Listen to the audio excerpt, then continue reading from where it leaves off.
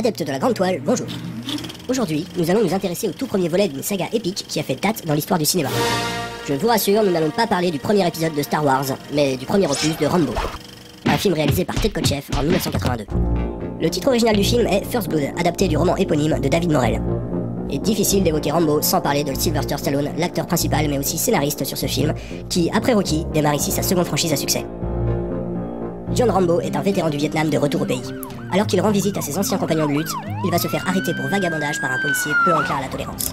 Mais Rambo va s'échapper du commissariat et devenir ainsi le fugitif d'une chasse à l'homme aux proportions démesurées. John Rambo est un héros de guerre ainsi qu'un soldat surentraîné. D'ailleurs, ses capacités nous semblent quasi surhumaines.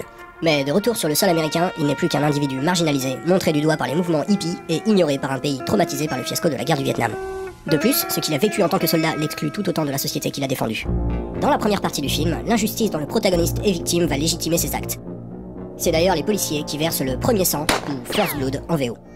Mais cette traque va raviver les plaies de John Rambo qui va revivre l'enfer du Vietnam. Non! On note d'emblée que le personnage semble invincible. Non, et puis, regardez-le, vous en croisez souvent dans la rue des mecs aussi balèzes, vous? Mais il se révèle bien vite être aligné par son terrible passé. Rambo, qui n'aspirait qu'à rentrer chez lui, va alors se venger sur ses poursuivants et devenir à son tour le prédateur. Au pinacle de cette lutte, Rambo va prendre d'assaut le commissariat dans lequel il a été retenu avec un déchaînement de violence comme les forces de police n'en ont jamais vu auparavant. Guidé par son seul instinct de survie, Rambo est au-dessus des lois.